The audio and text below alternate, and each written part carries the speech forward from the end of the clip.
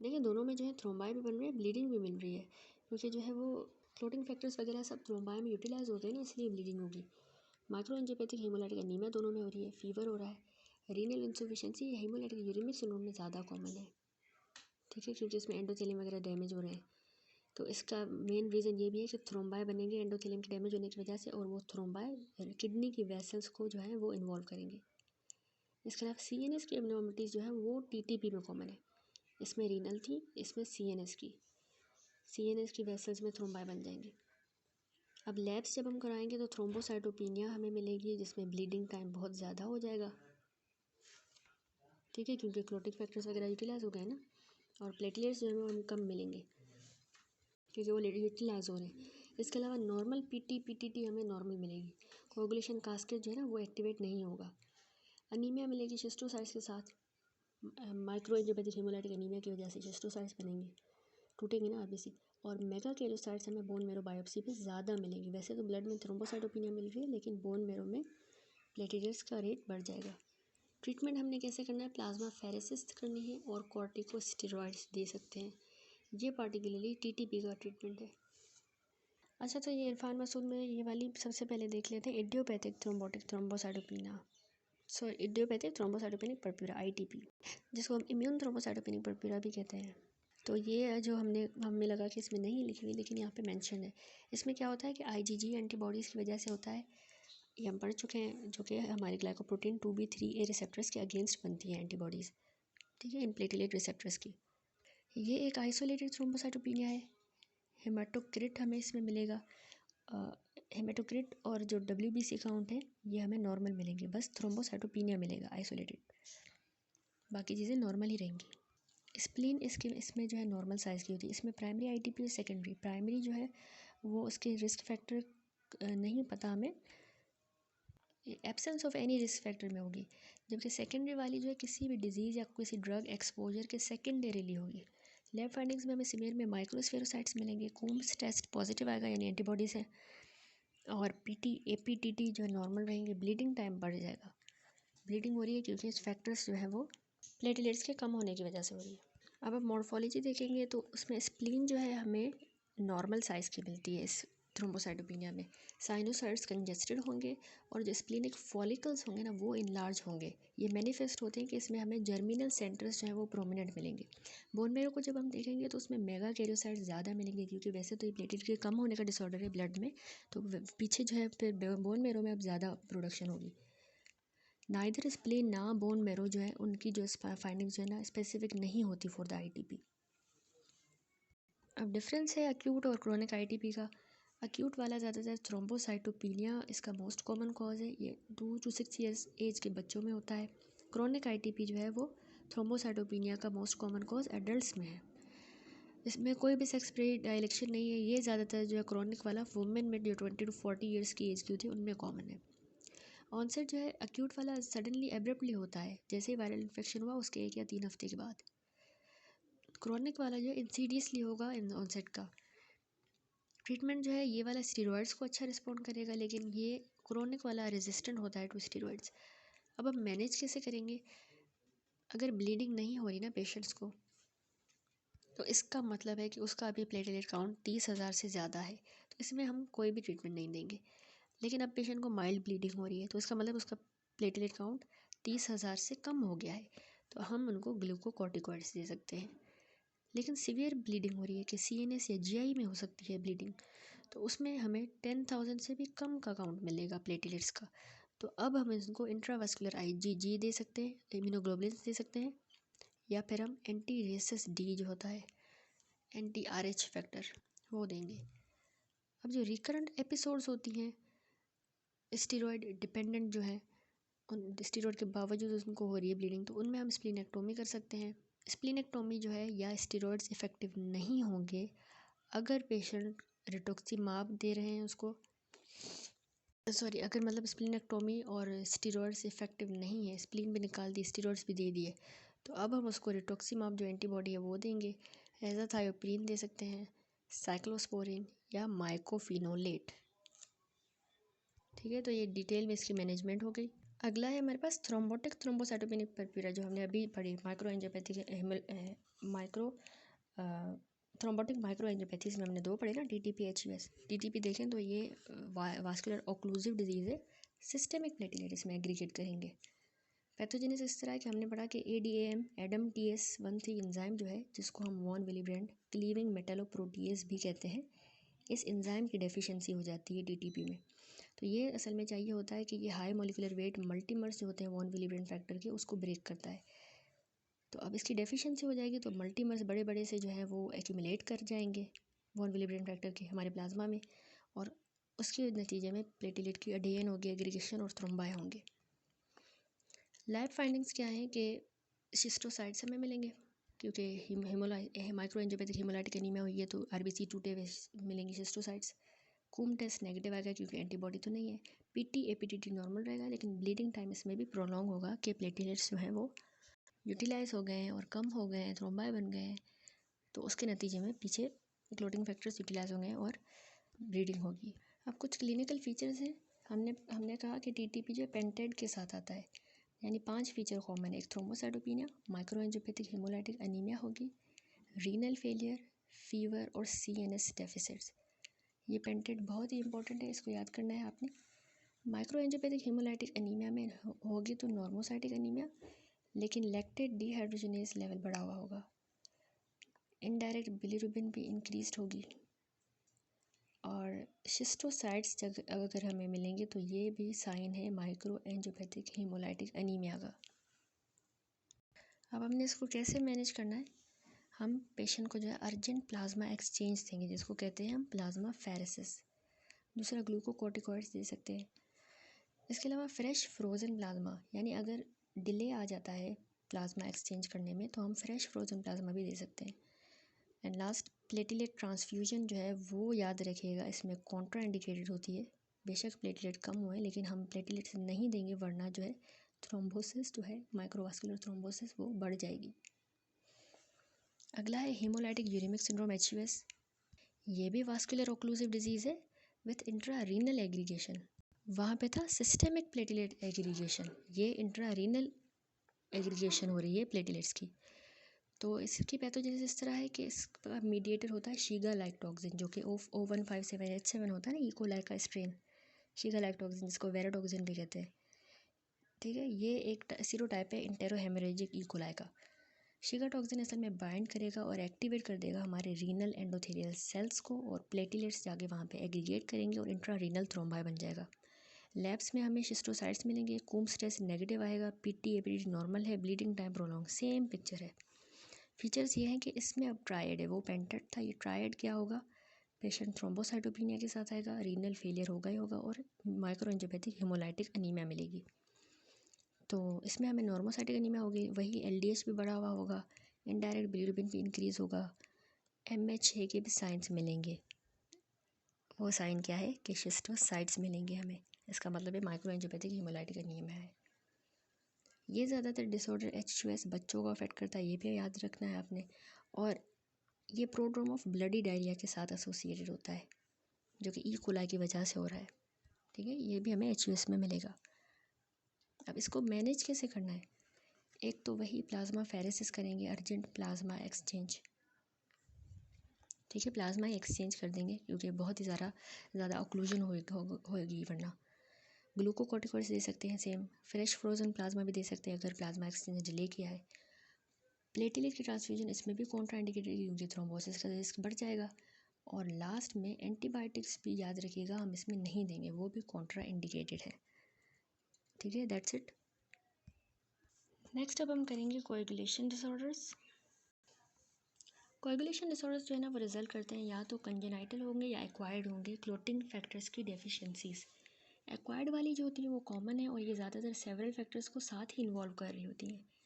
Chapter 8 में जैसा कि इन्वायरमेंटल एंड न्यूट्रिशनल डिजीज़ में हमने थर्ड ईयर में पढ़ा था कि विटामिन K चाहिए होता है प्रोथ्रोम्बिन की सिंथेसिस के लिए, और क्लोटिंग फैक्टर नंबर 7, 9 और 10 को बनाने के लिए चाहिए होता है। और इसकी जो डेफिशिएंसी है वो सीवियर कोएगुलेशन डिफेक्ट करवा देगी। लिवर हमारा जो है वो सेवरल कोएगुलेशन फैक्टर बना रहा होता है और वो साथ में रिमूव भी कर रहा होता है मैनी एक्टिवेटेड कोगुलेशन फैक्टर्स को जो सर्कुलेशन में एक्टिवेट हो गए हैं। थस अगर हेपेटिक पैरेन्काइमल डिजीज़ हो जाती हैं तो ये जो कि कॉमन कॉज है कॉम्प्लेक्स हेमरेजिक डायस्टेसिस का, ठीक है, तो फैक्टर्स ही नहीं बनेंगे तो ये डायस्टेसिस होंगे। जैसा कि हमने डीआईसी में पहले ही पढ़ा कि डीआईसी जो है वो भी जो है मल्टीपल कंकॉमिटेंट फैक्टर डेफिशिएंसीज करवाता है, क्योंकि इसमें यूटिलाइज हो जाते हैं ना, कंजप्टिव कोएगुलोपैथी होती है तो उसमें भी कमी होती मिलती है हमें फैक्टर्स की। रेयरली ऑटो एंटीबॉडीज़ जो है ये भी एक्वायर्ड डिफिशिएंसीज करवा देंगी जो कि सिंगल फैक्टर्स की तक लिमिटेड होंगी। उसके बाद हेरिडिटरी डेफिशिएंसीज कोएगुलेशन फैक्टर की भी आइडेंटिफाई हुई है। अब हेरिडिटरी में हीमोफीलिया ए ये फैक्टर नंबर 8 की डेफिशिएंसी है, और हीमोफीलिया बी यानी क्रिश्चियन डिजीज़ ये फैक्टर 9 की डेफिशिएंसी। ये एक्स लिंक्ड ट्रेट हैं, जबकि बाकी डेफिशिएंसीज जो होती हैं वो ऑटोसोमल रिसेसिव डिसऑर्डर होते हैं। ऑफ द इनहेरेंट डेफिशिएंसीज और सिर्फ जो वॉन विली ब्रेन डिजीज़ है, हीमोफीलिया ए है और हीमोफीलिया बी, ये ही जो है कॉमनली वारंट की गई हैं फर्दर कंसिड्रेशन के लिए, तो हम यही पढ़ेंगे अब आगे। डेफिशिएंसी सबसे पहले है फैक्टर नंबर 8 यानी von Willebrand factor complex. Haemophilia A और वॉन विली ब्रेन डिजीज़ जो है वो क्वालिटेटिव या फिर क्वांटिटेटिव डिफेक्ट्स की वजह से होती है, जो कि factor number 8 von Willebrand complex को इन्वॉल्व करता है, ठीक है। As a background of subsequent for subsequent discussions of this disorder, ये यूज़फुल है कि हम रिव्यू करें स्ट्रक्चर और फंक्शन इन दो प्रोटीन्स का, von Willebrand factor complex और वॉन विली ब्रेन फैक्टर और फैक्टर 8 के कॉम्प्लेक्स का। देखिए अब इस फिगर में यहाँ पे जो स्ट्रक्चर और फंक्शन दिखाया गया है वॉन विली ब्रेन फैक्टर 8 और von Willebrand factor complex का, इनका स्ट्रक्चर और फंक्शन। फैक्टर 8 हमारा और वॉन विली ब्रेन जो फैक्टर है ये सर्कुलेट कर रहे होते हैं एज अ कॉम्प्लेक्स की फॉर्म में, ठीक है। वॉन विली ब्रेन फैक्टर जो है वो आल्सो हमारी सब एंडोथेलियल देखिए मैट्रिक्स में भी मौजूद होता है नॉर्मल ब्लड वेसल्स में। फैक्टर 8 जो है ये कोगुलेशन कास्केड में अपना हिस्सा लेता है बाय एक्टिवेटिंग द फैक्टर 10 को एक्टिवेट करता है बाय मीन्स ऑफ फैक्टर 9 की मदद से। अब 9 वाला इसमें दिखाया नहीं गया लेकिन उसकी मदद से वॉन विली ब्रेन फैक्टर जो है वो क्या करवाता है, वो अडेजन करवाता है प्लेटिलेट्स की हमारी सब एंडोथेलियल कोलेजन के साथ, ये कोलेजन है। और प्राइमरीली ये कैसे करता है, ग्लाइकोप्रोटीन 1b प्लेटिलेट रिसेप्टर की मदद से, ये है ग्लाइकोप्रोटीन 1b, ये इसकी मदद से जो इसको अडेयर करवाएगा, ठीक है। तो जैसा कि हमने पहले बताया डिस्कस किया हुआ है कि फैक्टर 8 जो है वो बहुत ज़रूरी होता है, एसेंशियल को फैक्टर होता है, फैक्टर 9 के लिए चाहिए होता है।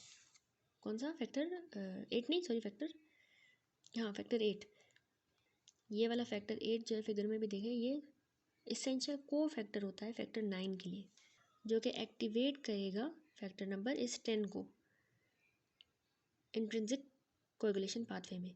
सर्कुलेटिंग फैक्टर नंबर 8 जो है ये वाला ये बाइंड करेगा नॉन कोवेलेंटली हमारे वॉन विली ब्रेन फैक्टर के साथ, जो कि एक लार्ज मल्टीमर की तरह एग्जिस्ट करता है, अप टू 20 मेगा डेल्टन जितना वेट होता है इसका, इतना बड़ा मल्टीमर है वॉन विली ब्रेन फैक्टर। तो इसके साथ कोवेलेंटली मिलके ये सर्कुलेशन में सर्कुलेट करेगा। एंडोथेलियल सेल्स जो है ये हमारे मेजर सोर्स होते हैं plasma von Willebrand factor के, यहीं से मिलता है, जबकि फैक्टर 8 कहाँ से आया है, लिवर से सिंथेसाइज हुआ है। अब वॉन विली ब्रेन फैक्टर जो होता है ना ये हमारे प्लाज्मा में होता है in association with the factor number 8, इसके साथ होगा। इसके अलावा वॉन विली ब्रेन फैक्टर हमारे प्लेटिलेट के ग्रेन्यूल्स में भी होता है और हमारे देखिए एंडोथेलियल सेल्स में भी होता है, और सब एंडोथेलियल सेल, और देखिए ये सब एंडोथेलियम में भी होगा जहाँ पे ये कोलेजन के साथ बाइंड करेगा। जब एंडोथेलियल सेल्स जो ना स्ट्रिप अवे हो जाते हैं किसी ट्रॉमा की वजह से, इसे उतर जाएंगे, तो सब एंडोथेलियल वाला ये von Willebrand factor expose हो जाएगा और ये इन प्लेटिलेट्स को बाइंड कर देगा अपने साथ through the help of glycoprotein 1b इनकी मदद से, और to a lesser extent in glycoprotein 2b3a की मदद से, ठीक है। अब जो मोस्ट इंपॉर्टेंट फंक्शन है इस वॉन विली ब्रेन फैक्टर का कि ये फैसिलिटेट करवाता है, एडेशन करवाता है इन प्लेटिलेट्स की हमारी डैमेज ब्लड वेसल के साथ, और ये क्रूशल अर्ली इवेंट होता है इन द फॉर्मेशन ऑफ हीमोस्टेटिक जो प्लग बनता है। देखिए अब अगर कम होंगे प्लेटिलेट की अडेशन, इनएडिक्वेट अडेशन अगर होती है तो ये अंडरलाई करता है ब्लीडिंग टेंडेंसी जो वॉन विली ब्रेन डिजीज़ में हमें मिलती है, कि मतलब ये इनएडिक्वेट प्लेटिलेट अडेशन होगी। इन एडिशन के इसका जो रोल है प्लेटलेट के एडिशन में, वॉन विलिब्रेंड फैक्टर जो है ना, ये फैक्टर नंबर इस 8 को स्टेबलाइज भी करता है। थस वॉन विलिब्रेंड फैक्टर की अगर डेफिशिएंसी हो जाती है तो हमें सेकेंडरी डेफिशिएंसी फैक्टर 8 की भी हो जाएगी, क्योंकि उसको स्टेबलाइज भी यही करता है। अब वेरियस फॉर्म वॉन विलिब्रेंड डिजीज़ की डायग्नोज हुई हैं, जो कि क्वांटिटी, साइज़ और फंक्शन जो है वॉन विलिब्रेंड फैक्टर का उसके हिसाब से होती है, उनको मेजर करती हैं। वॉन विलिब्रेंड का फंक्शन जो है ना, वो हम रिस्टोसैटिन प्लेटिलेट एग्लूटिनेशन टेस्ट की मदद से असेस करते हैं। रिस्टोसैटिन समहाउ क्या करता है, एक्टिवेट करता है हमारे bivalent binding of von Willebrand factor को और प्लेटिलेट मेम्ब्रेन ग्लाइकोप्रोटीन 1b को, जिसके नतीजे में एक इंटर प्लेटिलेट ब्रिजेस बन जाएंगे जो कि प्लेटलेट को क्लम्प करवाएंगे और एग्लूटिनेशन हो जाएगी। ये इवेंट जो है हम मेजर कर सकते हैं आसानी से। थस रिस्टोसैटिन डिपेंडेंट प्लेटलेट एग्लूटिनेशन जो है ना, ये सर्व करता है कि ये बहुत ही यूज़फुल बायो असे है वॉन विलिब्रेंड फैक्टर के लिए। तो ये नाम आपने याद रखना है, एग्जाम में पूछा जा सकता है। तो इस बैकग्राउंड के साथ अब हम चलते हैं डिस्कशन ऑफ द डिजीज़ जो कि रिजल्ट करती हैं factor 8 von Willebrand factor complex की डेफिशिएंसी की वजह से। सबसे पहले है वॉन विलिब्रेंड्स डिजीज़। तो ये जो है असल में ट्रांसमिट होती है ऑटोजोमल डोमिनेंट डिसऑर्डर की तरह, ठीक है। ये प्रेजेंट करती है कि इसमें स्पॉन्टेनियस पेशेंट को ब्लीडिंग होगी म्यूकस मेम्ब्रेन में से, बहुत ज़्यादा एक्सेसिव ब्लीडिंग वूंड से होगी और मेनोरेजिया भी होगा। ये अंडर रिकॉग्नाइज्ड होती है और जैसे ही डायग्नोसिस हो जाएगी तो इसको सोफिस्टिकेटेड टेस्ट की ज़रूरत होती है और क्लिनिकल मैनिफेस्टेशन इसमें ज़्यादातर माइल्ड सी होंगी। एक्चुअली ये वाली जो डिजीज़ है ना, ये सरप्राइजिंगली प्रीवेलेंट है और ये पार्टिकुलरली यूरोपियन डिसेंट में ज़्यादा कॉमन है। ये एस्टिमेट हुआ है कि 1% जो पीपल यूएस में उनको वॉन विलिब्रेंड डिजीज़ है। तो ये जो है कॉमन, बहुत ही कॉमन इनहेरिटेड ब्लीडिंग डिसऑर्डर यही है। वो लोग जो वॉन विलिब्रेंड डिजीज़ के साथ हैं उनको उनके जो है उनको मतलब कंपाउंड डिफेक्ट्स होते हैं प्लेटलेट के फंक्शन में और कोएगुलेशन में, लेकिन मोस्ट केसेस में प्लेटलेट डिफेक्ट जो है वो क्लिनिकल फाइंडिंग्स ही सिर्फ प्रोड्यूस करता है। एक्सेप्शंस जो है वो रेयर हैं पेशेंट्स में जो कि होमोजाइगस वॉन विलिब्रेंड डिजीज़ रखते हैं, जिनमें कंकोमिटेंट डेफिशिएंसी हमें फैक्टर 8 की भी मिलेगी और वो सीवियर इनफ होगी कि वो हीमोफीलिया जैसे जो है फीचर्स देगी, क्योंकि हीमोफीलिया 8 की डेफिशिएंसी होती है ना, तो उस तरह के फीचर मिलेंगे। आगे हम हीमोफीलिया भी पढ़ेंगे। तो इफेक्ट्स जो है ना कॉजेटिव म्यूटेशंस का वो वेरी करेगा और अलो करेगा वॉन विलिब्रेंड डिजीज़ को, कि हमने उसको सेवरल सब टाइप्स में डिवाइड कर दिया है कॉजेटिव म्यूटेशन के हिसाब से। एक होती है टाइप 1, ये क्लासिक है, ये बहुत कॉमन वेरिएंट है वॉन विलिब्रेंड डिजीज़ का, ऑटोसोमल डोमिनेंट डिसऑर्डर है। इसमें सर्कुलेटिंग वॉन विलिब्रेंड फैक्टर की जो क्वांटिटी है वो कम हो जाएगी। ये मेजरेबल भी है लेकिन क्लिनिकली इतना सिग्निफिकेंट डिसऑर्डर नहीं है, मतलब क्लिनिकली इनसिग्निफिकेंट डिक्रीज मिलता है हमें फैक्टर 8 के लेवल में, इतना कम नहीं होगा, इनसिग्निफिकेंट। सर्कुलेशन में जो है ना ये कम हो जाएगा क्वांटिटी वॉन विलिब्रेंड फैक्टर की। अगली टाइप 2 होती है, इसको अब हमने सेवरल सब टाइप्स में कर दिया है categorize by the selective loss of high molecular weight multimers of the von Willebrand factor. तो क्योंकि ये लार्ज मल्टीमर्स जो है ये मोस्ट एक्टिव फॉर्म होती है, तो इसीलिए फंक्शनल डेफिशिएंसी हमें मिलती है वॉन विलिब्रेंड फैक्टर की, ठीक है। यानी इसमें हाई मोलिकुलर वेट मल्टीमर का लॉस हो रहा है ना टाइप 2 में, तो बड़ा वाला मल्टीमर ही एक्टिव फॉर्म होता है इसका, तो वो बड़ा वाला फॉर्म ही नहीं है, तो ये फंक्शनल डेफिशिएंसी हम इसको कहते हैं हो गई है। तो इस तरह की जो टाइप 2A टाइप है, मतलब हमने इसको दो में क्लासीफाई कर दिया, एक टाइप 2A है तो उसमें हाई मोलिकुलर मल्टीमर्स जो है वो सिंथेसाइज ही नहीं होते, और जो टाइप 2B है उसमें एबनॉर्मल और hyper functional high molecular weight multimer मिलेंगे, उसमें बनेंगे नहीं, इसमें बहुत ज़्यादा हाइपर फंक्शनल होंगे और ये मतलब हाइपर फंक्शनल होंगे, जल्दी जल्दी से सर्कुलेशन से रिमूव हो जाएंगे, तो इसलिए उसकी डेफिशिएंसी होगी, क्योंकि बन रहे हैं रिमूव हो रहे हैं। हाई मोलिकुलर वेट मल्टीमर जो है स्पॉन्टेनियस प्लेटलेट की एग्रीगेशन करवा देते हैं, a situation reminiscent of high molecular weight multimer aggregate seen in the TTP, जिस तरह उसमें हो रहा था। इंडीड कुछ पेशेंट जिनमें टाइप 2 वॉन विलिब्रेंड डिजीज़ है उनको माइल्ड क्रोनिक थ्रोम्बोसाइटोपिनिया भी होता है, जो कि प्लेटलेट की कंजप्शन की वजह से हुआ है। प्लेटलेट कंज्यूम हो गए, पीछे प्लेटलेट्स कम हो गए, तो हम कहेंगे क्रोनिक थ्रोम्बोसाइटोपिनिया हो गया है, ठीक है। हमने वॉन विलिब्रेंड डिजीज़ देखी, पैथोमा से देखी, जेनेटिक वॉन विलिब्रेंड डेफिशिएंसी होती है ये, और most common inherited coagulation disorder यही है। मल्टीपल सब टाइप एग्जिस्ट करती हैं जो कि क्वांटिटेटिव और क्वालिटेटिव डिफेक्ट कराती हैं। मोस्ट कॉमन टाइप इसमें ऑटोसोमल डोमिनेंट वाली है, जिसमें जो है वॉन विलिब्रेंड फैक्टर के लेवल कम हो जाते हैं। अब ये डिजीज़ जो है प्रेजेंट करती है कि इसमें स्किन में और म्यूकोजा में माइल्ड ब्लीडिंग होगी। वॉन विलिब्रेंड फैक्टर के लो लेवल्स जो हैं वो प्लेटलेट की एडिशन को इम्पेयर कर देंगे।